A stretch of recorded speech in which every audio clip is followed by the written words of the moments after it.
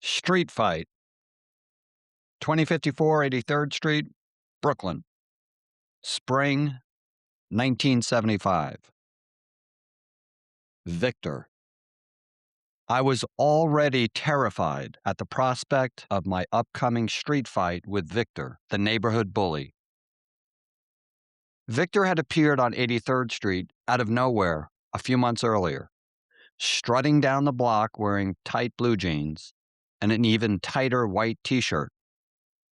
Muscle definition was just not a thing for me, or in fact, anyone amongst the local gang of kids I played with. But somehow at 12 years of age, same as us, Victor had well-defined biceps and washboard abs. We knew this because he liked to pull up his shirt to show us, along with his weapons collection.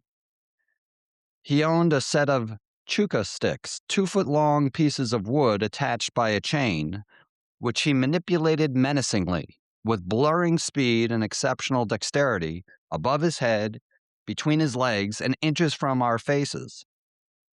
We never saw the knife he claimed to have, but we had no reason to doubt him. Victor, a Puerto Rican with tightly coiled hair so black it glistened, was an exotic and disruptive presence, an unwelcome intrusion upon our street gang's firmly established routines.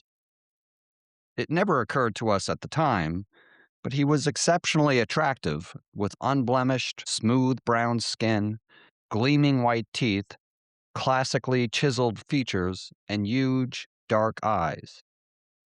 He was only one of a small handful of people I had ever personally interacted with who was not white.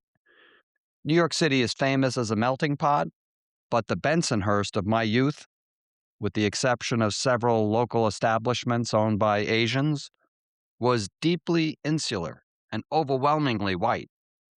My street friends, most notably Vinny, Anthony, Nunzio, Louie, Rocco, Roy, and Lenny, as well as every one of my classmates, were, if not exactly white, olive-skinned Italians. My parents and brothers had only white friends. This lack of diversity was so extreme that at age 5, my sister pointed at an African-American couple at Reese Park, a public beach we frequented before joining the working-class beach club at Breezy Point in the Rockaways, and yelled loudly enough for everyone in the vicinity to hear, "Why are they colored all black?" We had no idea where Victor lived. He would just show up at random times each week and terrorize us. The goal of his visits was to shake us down for every penny he could extract through threats and fear. A twirl of his chukas, an aggressive chest bump, and the sight of that dark brown face with those steely brown eyes just inches away was usually enough to fill his pocket with quarters, the typical currency of the weekly allowances we received from our parents. "This is bullshit," said Nunzio after the latest Victor shakedown. He adjusted his thick glasses, kicked the ground aimlessly, and ground his hands deeply into his empty pockets. He received the most generous allowance of all of us, $2 a week, and had been about to hit the candy store on 21st Avenue. "Yeah, fuck this," agreed Anthony, who was the foulest-mouthed altar boy in the parish. "We've got to put an end to this fucking shit." I was nodding along with everyone else when I noticed that they had, yet again, all turned to look at me. "No. No way. We talked about this," I said, raising my hands and taking a step back. "You're way bigger than him. You could take him down. He's not as tough as he looks," Anthony said. "That shrimp wouldn't have a chance," echoed Vinny, who was not known for his intellect, but now everyone treated his pronouncement as gospel. It was true that I was the tallest of our group. By 7th grade, I had experienced a growth spurt that had me pushing 5'10". I must have had 5 inches on the tallest of my gang, most of whom carried a few extra pounds, well fed by their Italian mothers and their enormous baked ziti platters. But I was only a couple of inches taller than Victor, and I worried that my size advantage would be undermined by my complete absence of muscle mass and lack of fighting experience. Besides, weren't my friends all the sons of ruthless mafia families? I had overheard my parents whispering in the kitchen. A barrel stuffed with body parts had been dredged up from the East River. One of the neighbors had just been sent to Sing Sing prison in upstate New York. Familiar faces from the street. Carmine, who was always washing his big black Cadillac, suddenly disappeared. All true. Yet every few weeks, one of my friends' dads would ring our doorbell, asking for my father.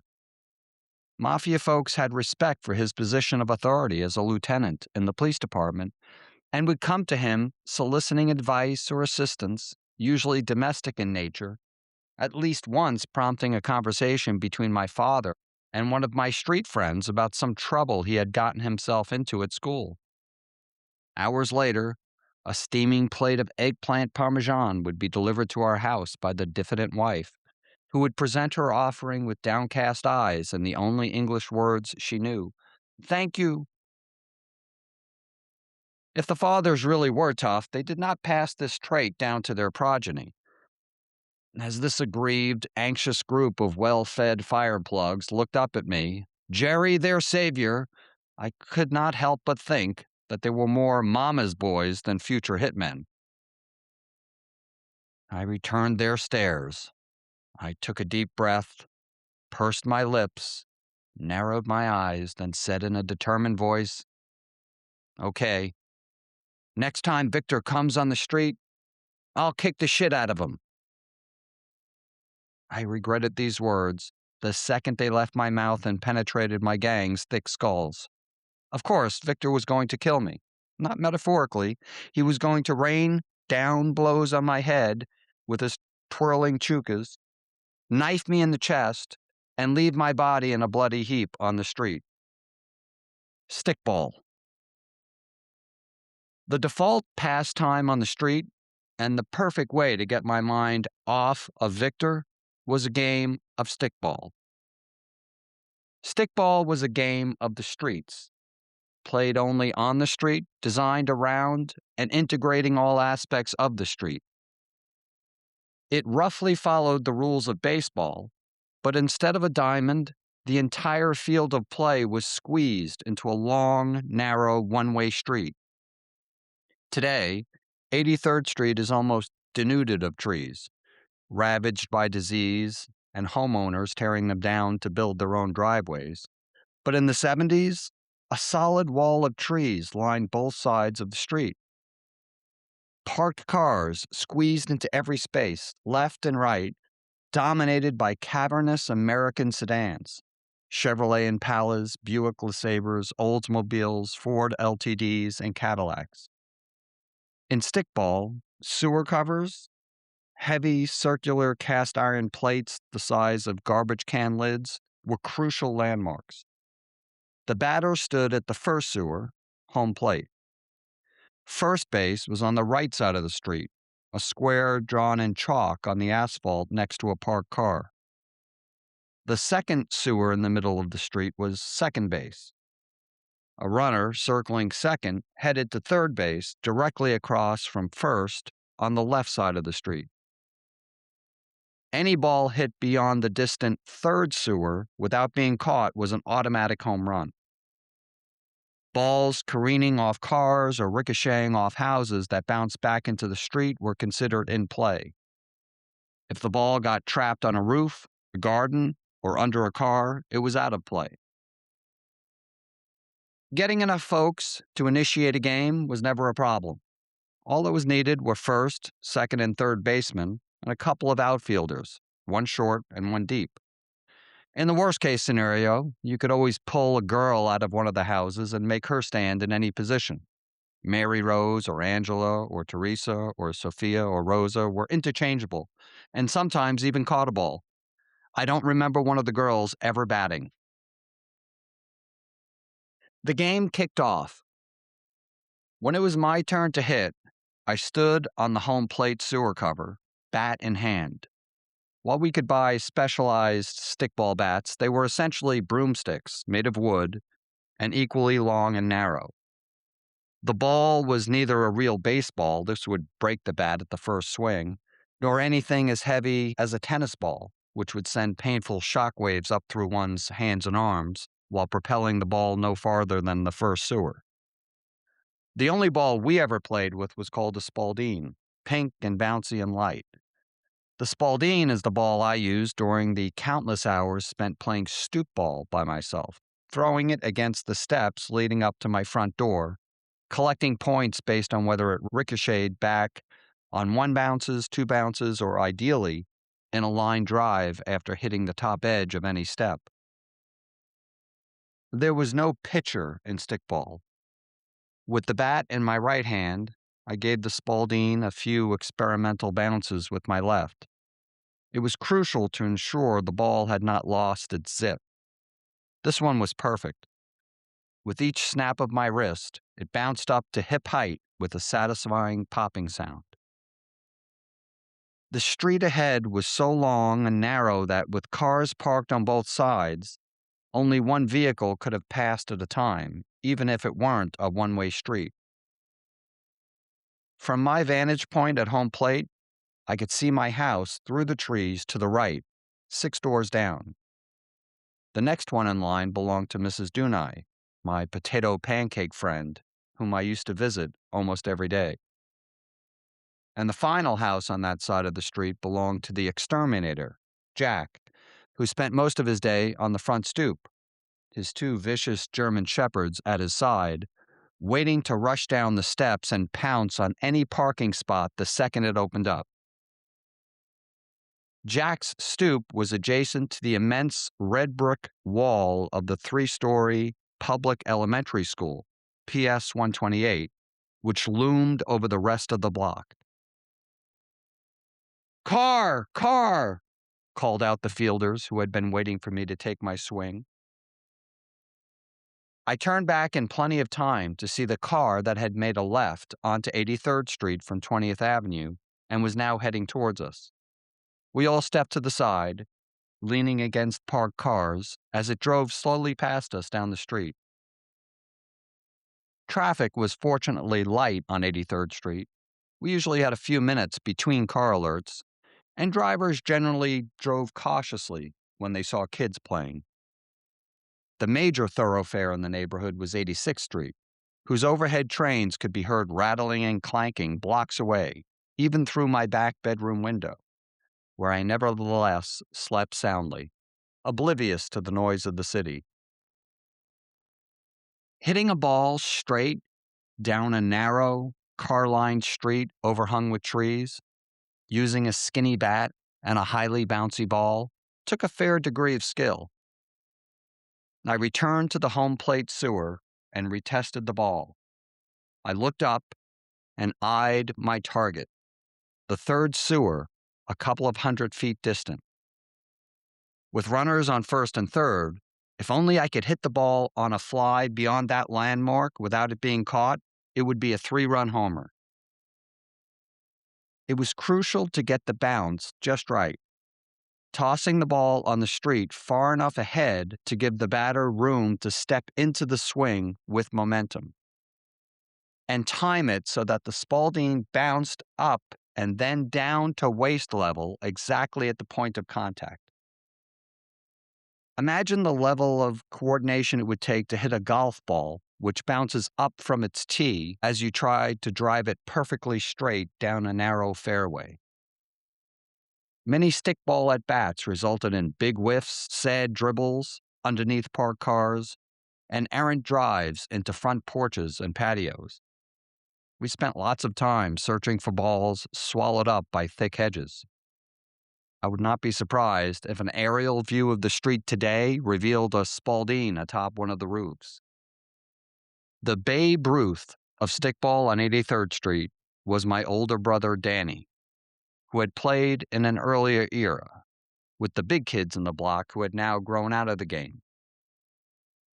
He was a legend, his feats discussed in hushed tones of reverence by my peers. It was said that he once hit a ball that went over the roof of PS 128 that he had once gone 4 sewers, launching a perfectly straight ball so far that it flew past the very last sewer and rolled beyond the school to the end of the street and into the cross traffic of 21st Avenue.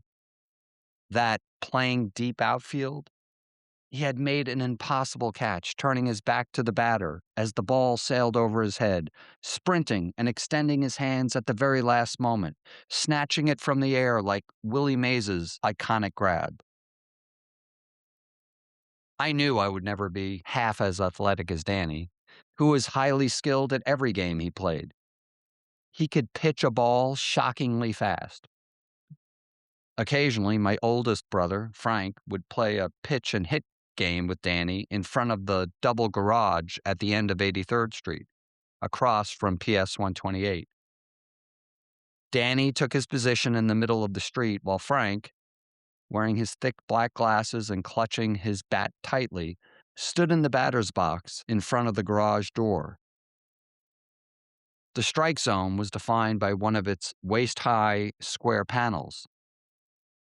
With a perfect pitching motion, Danny zipped the ball by Frank's flailing bat directly in the middle of the square, shuttering the entire garage door and blowing off yet another chip of its peeling green paint. Frank never made contact, not even a dribble, not once, during all the hours I watched them play over the years. Danny was also a star basketball player, so skilled that he played on the well-regarded St. Mary's team without even attending the school. I was no Danny, but he had given me the most important stickball tip earlier that year. It was all about the toss. And I had spent countless hours with a ball in my hand, playing stoop ball as well as catch most nights with my father. It all paid off today. Sticking out my tongue as I swung, it was a habit that stuck after my friends told me it guaranteed a home run. I made a perfect toss and crushing contact. The pink ball sailed impossibly high into the blue sky and landed just beyond sewer number 3, well past the reach of Vinny's outstretched arms. I rounded the bases with an easy trot and gave the home base sewer an emphatic two-legged stomp as my teammates slapped my back. We played until dusk, until we could barely see the ball, until my mother opened our front door and yelled, "Jerry! Jerry! It's dinner time!" Half days in Bensonhurst.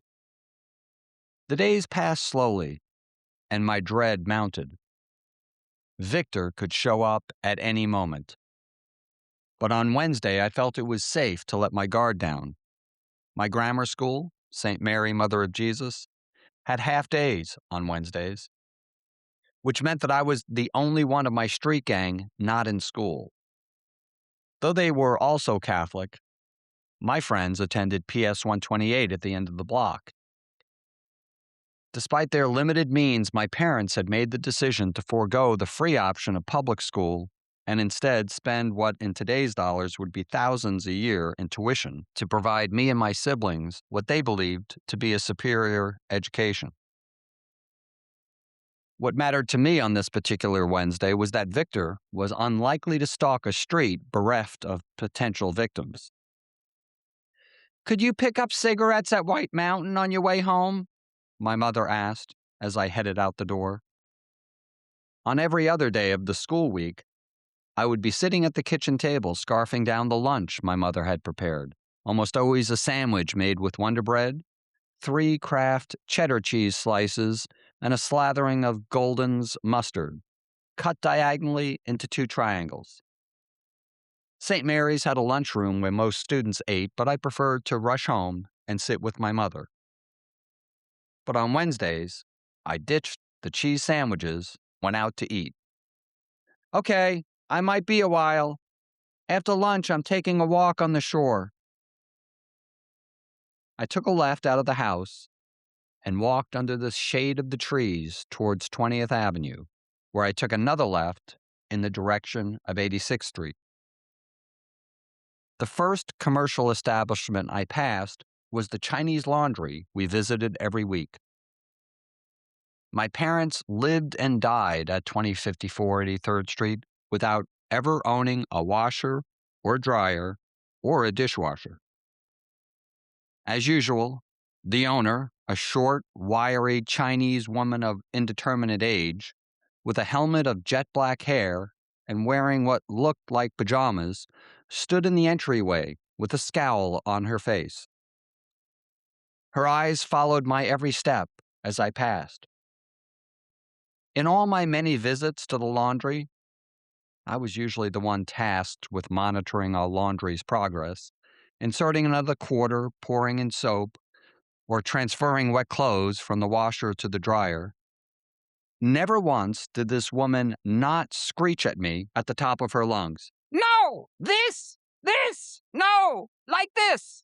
Stop! She would yell, enraged beyond all reason, as she snatched away whatever I had in my hand, the soap, the clothes, the quarters, then went ahead and did exactly what I had been about to do myself. Her husband sat in the back on a fold-out chair, looking down at a newspaper covered with mysterious scribbles, entirely unperturbed by her high-pitched shrieks and unhinged behavior. I refused to catch her eye as I picked up my pace and crossed 84th Street. I glanced through the plate glass windows of the New Look men's hairstyling shop where I went every month for a cut by one of the 3 old-school Italian barbers. Inside, they were all busy cutting and chattering away in a language I wouldn't have understood even if I could hear them through the window. Every chair lining the wall had a shaggy customer awaiting his turn, flipping through a tattered magazine from 1973. I crossed 85th Street and arrived at my first destination, Neil's Pizzeria. I had friends who preferred the pizza at the much larger Lenny's around the corner on 86th Street. Lenny's would soon be made famous by John Travolta, whose character, Tony Manero, stopped there for 2 slices in the opening scene of Saturday Night Fever. But Neil's was, hands down, my kind of place. I always stood outside, in front of the roll-up window, which offered a view of the small interior, dominated by a massive pizza oven and a couple of tables crowded in the baking hot space behind it. Neil was a constant presence.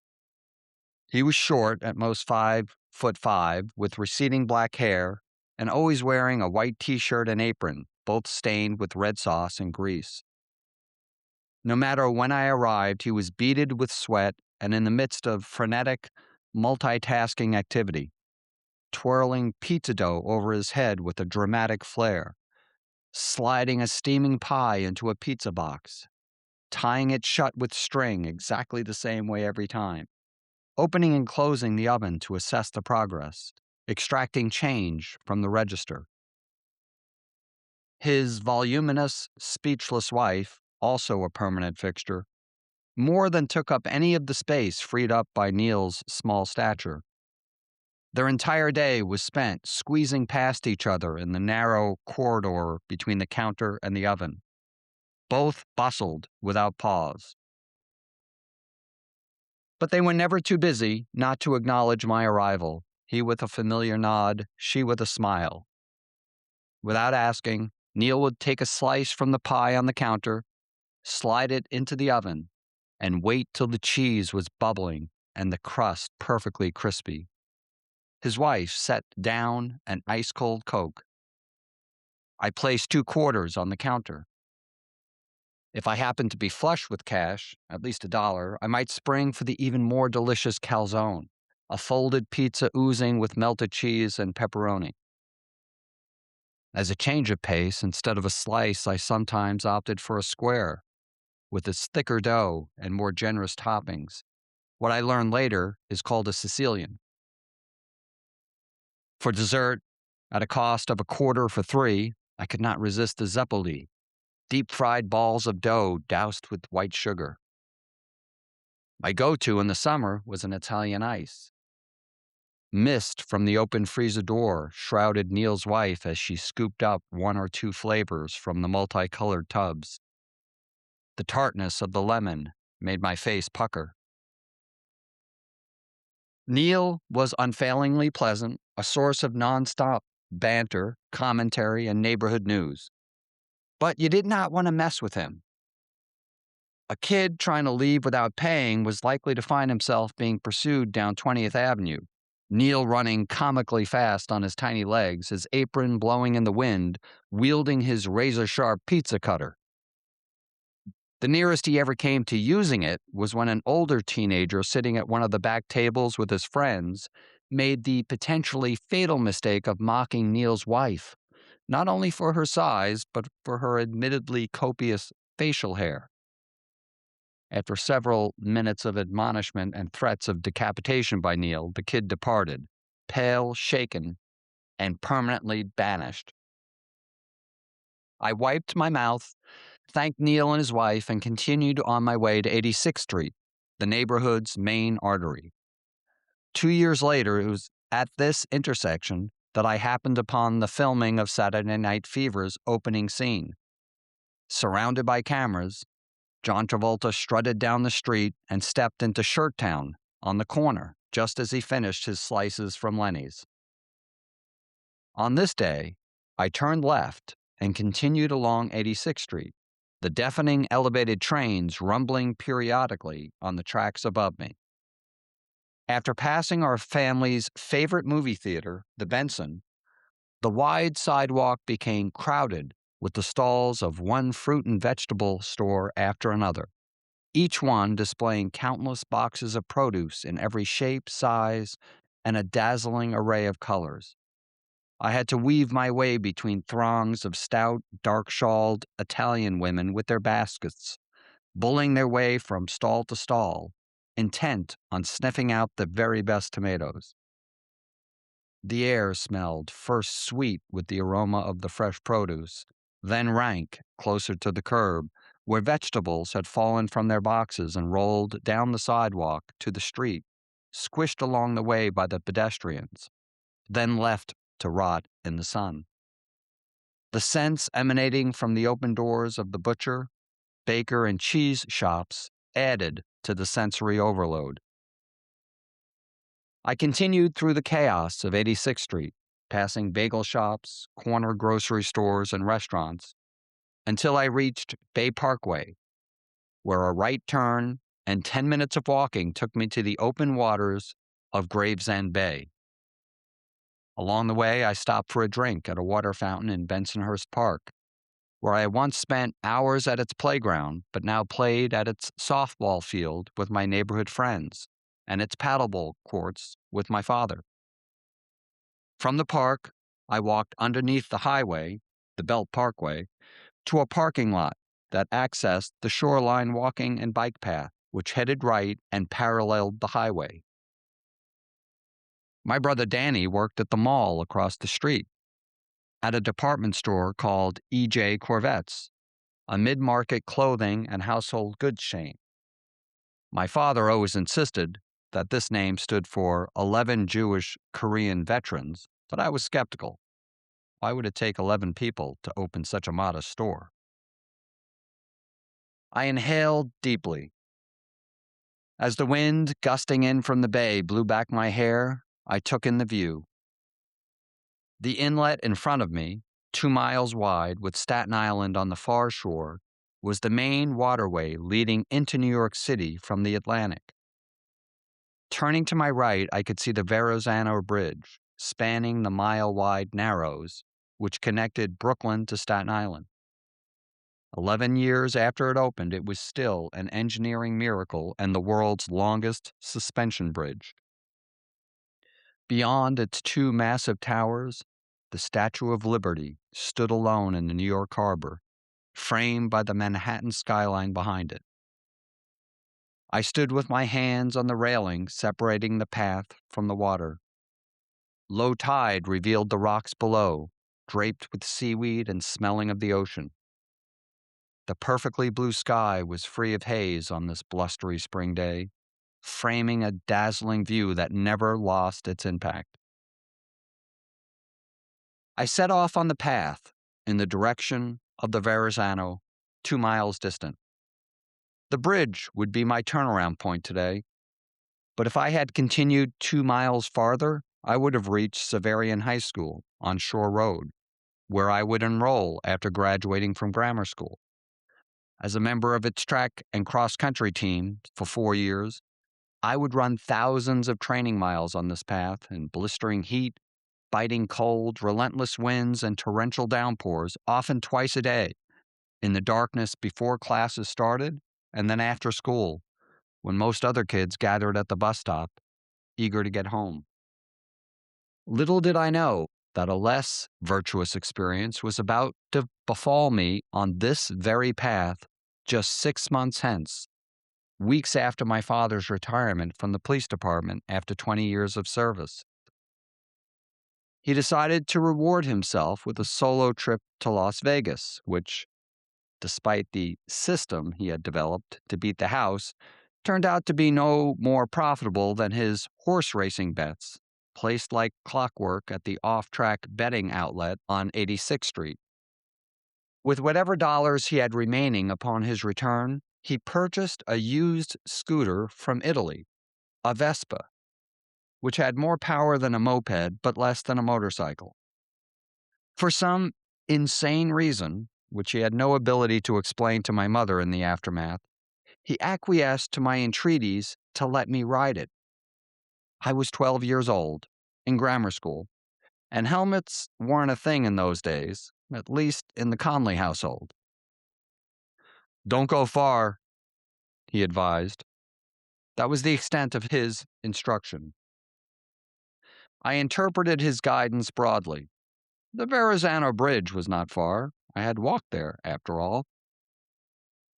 I was not particularly steady on the Vespa as I navigated the streets, but I managed to make my way to the end of Bay Parkway and the Shoreline Path, which was car-free and specifically allowed biking. I felt I was being responsible. Riding on the streets, I had barely gone fast enough to keep the Vespa upright. But now, as I set off along the path towards the bridge, I gained confidence and speed. I was oblivious to the curious stares as I passed pedestrians at over 35 miles an hour. Within minutes, I was halfway to the Verrazano Bridge. Motion to my right diverted my gaze from my view of the Statue of Liberty. A motorcycle had pulled off of the Belt Parkway and was driving over the pitted field of scraggly grass which divided the highway from the shoreline walking path. It was a New York City cop, with his motorcycle's lights flashing red. I looked stubbornly straight ahead as if this would stop him from continuing to head directly towards me. "Stop the vehicle and get off!" he shouted over the rumbles of our engines as he pulled up beside me. I stopped the Vespa and leaned it against the railing. The officer was wearing a helmet, I noticed. When he took it off, I could see he was not pleased. "How old are you?" he asked, in a Brooklyn accent even stronger than mine. His nameplate read Patrolman McCartney. 12? I said, in a voice that squeaked and made me sound even younger. 12? Yes.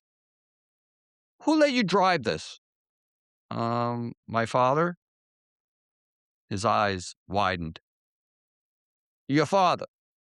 You realize that motorized vehicles of any kind are prohibited on this path, even if you were old enough to drive one? I did not. The officer shook his head as he turned, took out his radio, and walked back to his motorcycle. I could see his lips move, but the drone of the highway behind him drowned out his words. He clipped the radio back to his belt and mounted his cycle, its engine growling as he approached me. "Okay, follow me, but keep the motor off. You are not allowed to be operating a motor vehicle on the path. Use the pedals," he said, pointing at my feet. With no further elaboration as to my ultimate fate, he set off in the direction I had been going, towards the Verrazano. The Vespa did have pedals, but they were not intended to propel the scooter any distance, certainly not another mile, which is how far it was to the next overpass to the streets, if that was in fact where the cop was heading. He was driving slowly, at most 10 miles an hour, but still I could not keep up. The Vespa felt as heavy as a tank. My legs and lungs burned. Due to desperation and exhaustion and a touch of juvenile delinquency, I made an unwise decision. Turning the pedals was the mechanism by which the Vespa's engine activated. All I needed to do was flip up that little lever on the handlebars and all my pain would disappear. The rumble of the cop's motorcycle engine would drown out the purr of my Vespa. No way would he notice, I told myself. I reached forward, flicked up the activator, then winced as the engine sputtered and belched to life quite loudly. Patrolman McCartney immediately turned his head at the noise, skidded to a stop, and swung the motorcycle back in my direction. God damn it! Are you serious? I was trying to give you a break, but now I'm calling you in. He got back on his radio, now speaking loudly enough to overcome the highway noise. None of what I overheard was good. Minutes later, a police van with 2 officers pulled off the Belt Parkway, kicking up dust as it crossed the grassy field. They were going to put the Vespa in the back of it and take me to the police station. They were rolling the Vespa towards the van when, to my utter astonishment and vast relief, another car pulled off the highway towards the scene playing out on the waterfront. My father's beat-up Chevrolet. I suspect my mother had asked him where the heck the Vespa had disappeared to. The car skidded to a stop, and my father flung open the door and rushed out. He headed directly to what were now a group of 3 policemen and stood with them in the front of the van, talking. They were far enough away I could only hear snippets. My father stating he was recently retired, a lieutenant, and citing his shield number. His tone was pleading. He looked desperate. Patrolman McCartney got back on his radio. Were they going to take in my father as well? But minutes later, he was shaking their hands, thanking them, and the officers got into their vehicles and back onto the highway. And at my father's direction, I got back on the Vespa and returned home the same way I came, the engine running the entire way. But that drama was to play out months from now. On this half-day Wednesday, I had an uneventful 4-mile round-trip walk to the Verrazano Bridge. On my way home, I almost forgot my mother's request to stop at White Mountain to pick up their cigarettes. Across the street from the New Look barber shop on 20th Avenue, White Mountain managed to sell an incredible variety of goods in a very confined space. Packed into 3 claustrophobic rows were groceries, hardware, newspapers, magazines, toys, gifts and drinks, alcoholic and otherwise. And of course, cigarettes behind the front counter. "Hello, Mr. Jerry," called out the petite Korean woman standing next to the register after the front door's bell announced my arrival. Her husband also gave me a smile as he stepped on a footstool to restock a top shelf with Pringles. At the end of the aisle behind him, I saw a boy my age emerge from the stockroom with a box larger than he was, balanced on his shoulder. I learned years later that he ended up going to Princeton, following in the Ivy League footsteps of his sisters, both Harvard graduates. "Your father, good man, very good man," the woman said in her heavily accented English. "You tell him, okay? He a very good man," she repeated, as she did every time I entered the store. She slid 6 packs of cigarettes across the counter, 4 Marlboros for my father, and 2 Virginia Slims for my mother. As I handed her $4, I thought ruefully of the bags of candy I could have bought with that fortune. The cash register sprang open, and she gave me a quarter in change. "When your father come to the store, you tell him come visit, okay?" "I will. Thank you." She seemed very interested in seeing my father, I thought. Did she have a crush on him? He was good looking, sure, but wasn't it reckless to go on about how wonderful he was with her husband and the kids close enough to hear? Well, I guess she was attractive enough she couldn't hold a candle to my mother. It was only later that I understood just how much this Korean family appreciated what the United States military had done to save their country in the Korean War.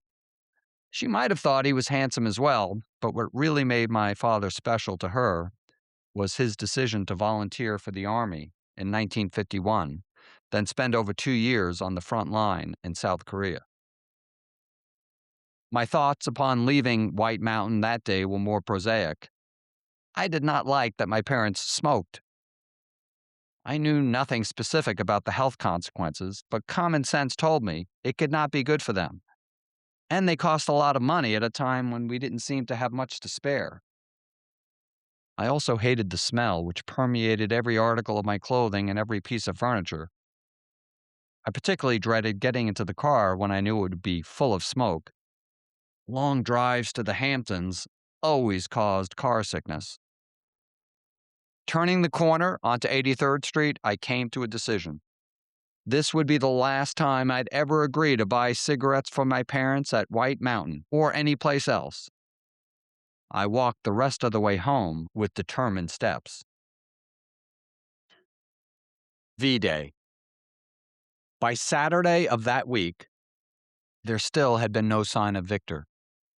He had never gone longer than a week without visiting us, so it seemed certain that V-Day would take place over the next 2 days. The weekend did not start well. Distressingly early on Saturday morning, I was woken by the chime of the front doorbell, high-pitched voices, then a knock at my bedroom door. "Your friends are here. They say you agreed to join their football league?" asked my father from the hallway, sounding highly doubtful. This had never been discussed. I had completely forgotten. My street friends had concluded I'd be a crack addition to the football team based on my height and what they thought was my superlative running speed. It was true I was fast, at least compared to them, not necessarily a high bar. While Danny was the undisputed king of stickball, I excelled at ringalivio, an elaborate game of tag where speed was of the essence. It spanned the entire block and included as many kids as we could round up, as long as it was an even number. A member of the pursuing team needed to catch a runner and hold on to a piece of clothing or body part long enough to say, "Ringalivio 123 123 123," at which point the victim was incarcerated in the street's designated jail, usually a front yard or a driveway. Inmates could be liberated by teammates, tagging them long enough to repeat another phrase, "Ollie Ollie Oxenfree." The goal was to fill the jail with every member of the opposing team. It was complete chaos. Kids sprinting in every direction, more or less, tackling each other when caught, and constantly arguing over whether the magic phrase had been fully uttered, and countless other rules, which varied from block to block and from day to day. The game never really ended. It was impossible to capture every single kid and win every one of the arguments. So we would race around capturing and freeing people until darkness fell and one of our parents called us inside for dinner. Standing in the vestibule of my house in my pajamas, my black hair sticking out in all directions, I came up with every excuse I could muster, but my street friends were adamant. I felt sick. "You look great!" I had no equipment. "My dad has tons of extra gear." I had never played a game of tackle football. "But you are the fastest and tallest kid on the block." An hour later, I was standing on the football field at Bensonhurst Park, positioned behind the quarterback, getting ready to receive the handoff on the game's first play.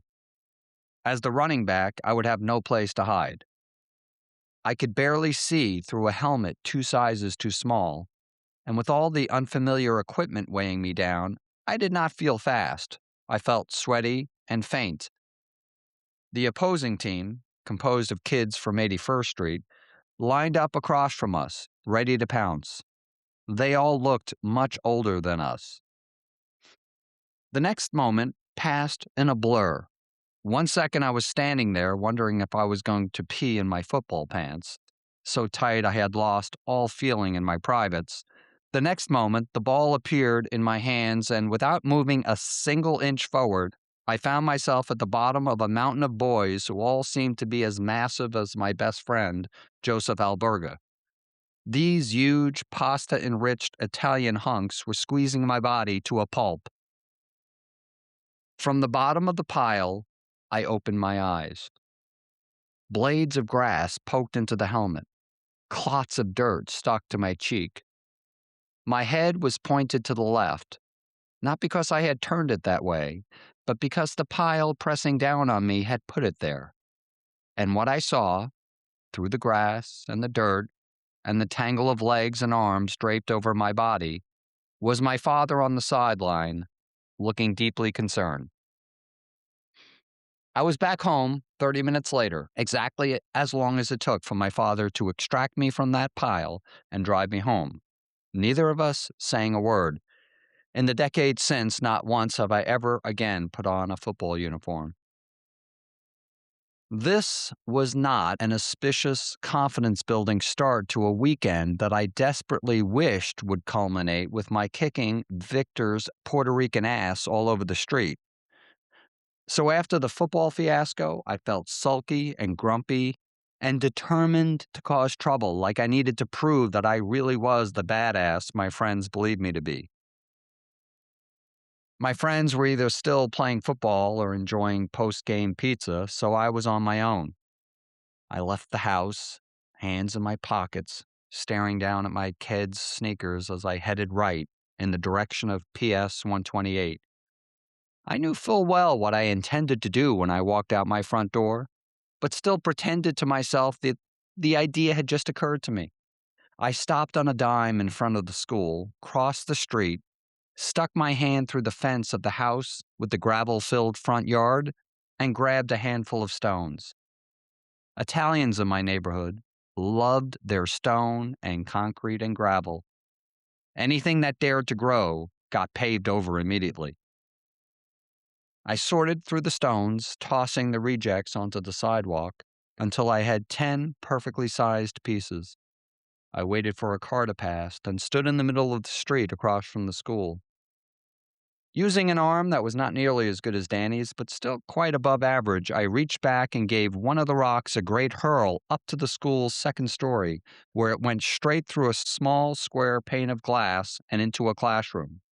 I could hear the tinkle of glass as the shards made contact with the tile floor inside. I repeated these throws until my hand was empty, and 10 panes across multiple windows on the second floor displayed a spider web of cracks emanating from each of the holes. I grabbed another handful, but decided not to launch. Best not to push my luck. I had somehow never been caught and wanted to keep it that way.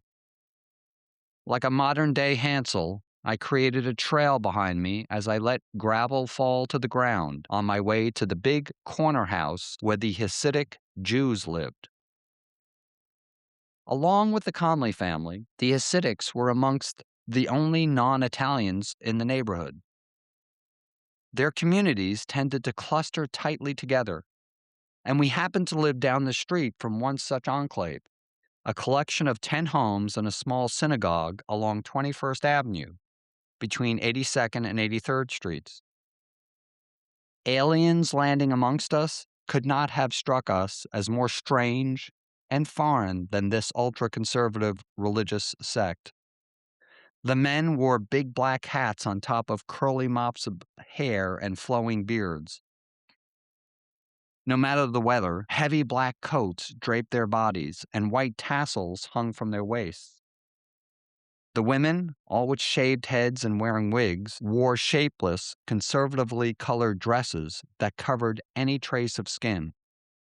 The children were oddest of all, dressed like miniature adults, the boys in their little black suits, the girls in puffy dresses down to their ankles. Even the smallest amongst them was perfectly behaved and surreally serious. And not one of them, male, female, adult, or child, ever interacted with any non-Hasidic neighbor. they kept to themselves to an extreme degree, unless provoked, which I managed to do one unfortunate evening the previous fall, in league with one of my intrepid street friends, Nunzio. When a ball I hit landed in the toy strewn backyard of the sprawling, unkempt Hasidic house on the corner, we noticed that behind it they had built a rickety looking structure with walls made of plywood and a bamboo roof. I figured it must be a play fort used by the countless children who lined up like soldiers behind their parents as they headed to synagogue every Saturday. But it was not a fort, as we were about to learn the hard way. It was a sukkah, a crucial component of the week-long sacred holiday called the Feast of Tabernacles, commemorating the Israelites living in temporary structures while wandering the desert after leaving Egypt. To simulate this experience, Hasidics were supposed to spend as much time as possible in the sukkah, including all meals. I was ignorant of any Jewish religious history that fall night when Nunzio and I gathered up our nerve and squeezed our way through a thick line of hedges and climbed the 6-foot-high, rusted silver chain-link fence enclosing the Hasidics' backyard.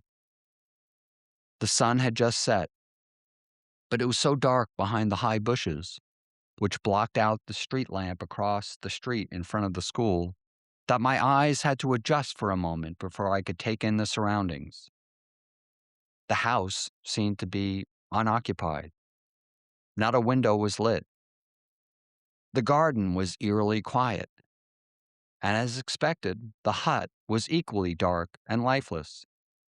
We had reasonably assumed that the kids would not be playing in their fort this late at night in such darkness. Dried leaves crunched beneath our feet as Nunzio and I crept closer to the fort. I now saw its small entrance, covered by a white curtain suspended on a rod. It was the perfect size for a small child, but I had to crouch as I pulled the stained fabric aside. I stuck my head through the portal into the gloom. At least 15 Hasidic men crowded in a tight circle around a single, flickering candle. They turned as one, their massive beards and curls quivering and glittering in the dim light. My head recoiled in shock and banged against the ceiling, which shuddered and shed vegetal debris down on their heads. One of them stood up, creating a massive shadow on the wall behind him. His expression turned from shock to rage. I crashed into Nunzio behind me on the way out. "Holy freaking shit! It's full of you Hasidics!" I yelled as I ran to the fence and jumped halfway up it, grasping frantically higher until I swung my leg over the top and fell the full 6 feet down into the dirt of the narrow leaf and trash-strewn space behind the hedges. Nunzio had only made it halfway up the fence when the Hasidic man emerged from what I now knew was definitely not a children's fort. "You bastards! You bastards! How dare you violate our sacred space!" he bellowed, shaking his fist and running, shockingly fast for a man carrying such an abundance of hair and bulky black clothing. But he headed not towards Nunzio, struggling to hoist himself over that final foot of fence, but towards the front of the house. "Did you see that guy? He's huge and crazy," said Nunzio, wide-eyed and gasping, after he fell with a hard thud next to me. He groped blindly at the dead leaves, searching for the glasses which must have flown off his face when he landed. "And there's tons more of them inside. Let's get the hell out of here," I said, pulling him after me through the hedges to the sidewalk, glasses be damned. We emerged to the sight of the Hasidic Jesse Owens turning the corner and accelerating directly towards us, fire in his eyes. He had avoided the fence and instead exited his house through its front gate on 21st Avenue. I put all of my Ringolevio sprinting training into practice and took off down the street in the direction of my house, not giving Nunzio a second thought. Zero chance this guy can possibly catch me, I was thinking. At the precise moment, I suddenly slid on a patch of gravel and tumbled to the sidewalk, scraping my bare knee viciously as I fell. Nunzio hurtled over me, the enraged Hasidic close on his heels. I could hear the Hasidic's footsteps behind me as I jumped back up and took off again. If my home had been even one house farther down the street, he certainly would have caught up to me. I took the stairs two at a time, burst through the front door, and locked both the bolt and the latch. Blood streamed from my knee, coursed down my shin, and soaked my white sock.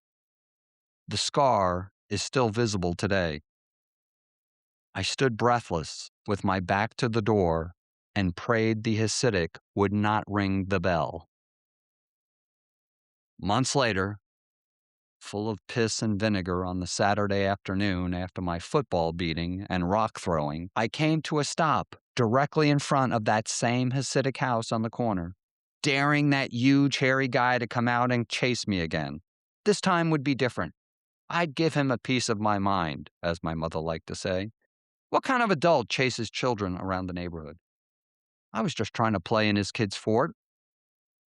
But even in the light of day, the house looked as dark and dreary and lifeless as it did on that fall night months earlier, and the sukkah had long since disappeared, a square patch of dead grass and dirt, the only trace of its former existence.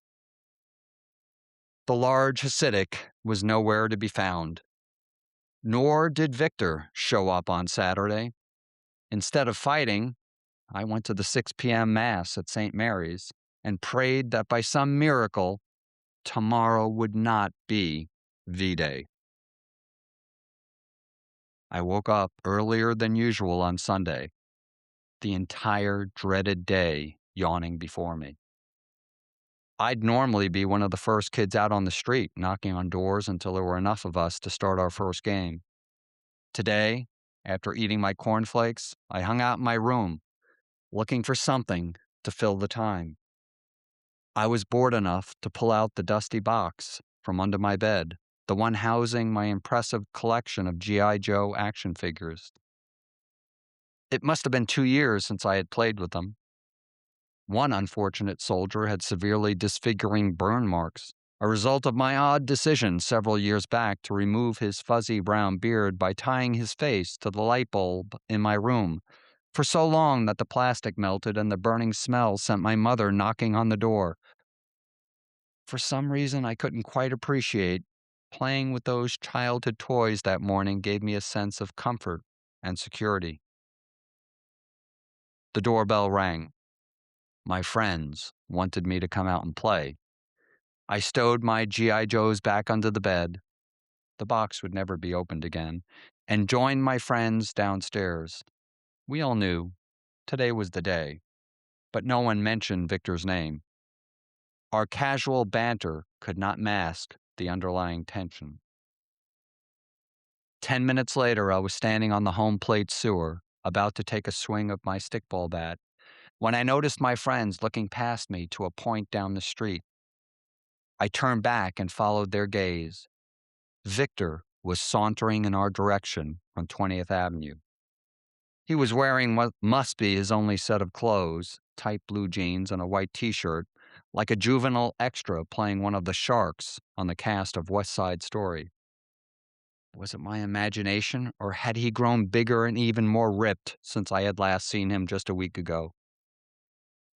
By the time he reached us, the stickball players were huddled closely together in the middle of the street. "I need $1, Victor snarled in his Puerto Rican accent, eyeing each of us in turn. He looked like he had just pumped iron. Every muscle bulged. As usual, the chuka sticks were draped around his neck, and I noticed something in his front pocket. Was that the knife? "What do you need $1 for?" asked Vinny, jutting out his chin. Easy enough for him to sound tough, I thought, when he wouldn't be lifting a finger to protect us. Victor smirked. "My mother, she needs medicine. You got plenty of money, right, all you mafia guys? Just be cool and I'll be on my way. We're all friends, right?" "Well, you ain't getting a penny this time," said Roy, who nodded at Vinny in solidarity, just as tough and just as useless. Victor stepped forward and bumped Roy's chest. He stuck his face so close their noses almost touched. Huh. You know what I think? I think you're a little pussy. What's your name, little girl? Leave him alone, I said, without thinking. I had been standing in the back of the group, still hoping beyond hope that a fight could somehow be avoided. But now my friends turned to me and murmured their approval. There was no turning back. This was finally going down. My gang parted like the Red Sea as I stepped forward and inserted myself between Roy and Victor. I stood so close I could see Victor's hair close up, black, greasy coils that smelled strangely floral. The top of his head barely reached my eyes. My cheering section, which had grown from 10 to at least 20 kids as they streamed out of their front doors, immediately formed a circle around Victor and me. Kick his ass! Get him! Do it, Jerry! My friends yelled, louder and louder, until their exhortations merged into a nonstop background roar. So, you're the tough guy now, the hero, Victor said, sneering. Show me what you got, he said, and banged my chest with fists of stone so hard it took my breath away and almost knocked me off my feet. His chuka sticks clattered to the ground behind him as he lunged forward. He gave them a dismissive glance and crouched into a fighting position, goading me on with his hands. We circled each other in the middle of the street. I bull charged him, hoping that my height and weight advantage would knock him over and let me pin him to the ground. Instead, with effortless skill and agility, Victor used my momentum to trip me up and, as I fell, wrapped me in a headlock. His bulging bicep felt like a vice around my neck. Within seconds, I was writhing in pain on the ground, entirely at his mercy. A hush fell over the circle. You give? You give? You give, tough man? Victor taunted, tightening his suffocating squeeze with each incantation. I definitely was ready to give up, and the words were about to leave my mouth when Victor's body suddenly rose into the air, as if floating, gravity-free in a space capsule. Leave my brother alone. It was Danny. I looked up, shocked to see Victor hoisted up by the back of his tight t-shirt, which squeezed his neck until his pretty face bulged. Danny then set him down and pressed his back against a car. I don't want to see you on this block again, you hear? And I think I'll keep these, he added, swiping up the chuka sticks from the street. My friends erupted in cheers as loud as if the Yankees had just won the World Series with a grand slam in the bottom of the ninth. I stood shakily and dusted myself off. My abject failure was humiliating, but the fight had been so short, 15 seconds, and the turnaround so dramatic, I prayed that my friends would remember only its aftermath. Danny waited until Victor turned the corner, and without a word, he had no need to speak to us mere mortals, he walked slowly back to our house, twirling the chukas skillfully with his right hand. I might have sucked at fighting, but I had the coolest brother on the block. Victor never again made an appearance on 83rd Street. And on that day, I officially ended my fighting career with a record of 0 wins, 0 losses, and 1 draw. Thanks to Danny, I still have never given up.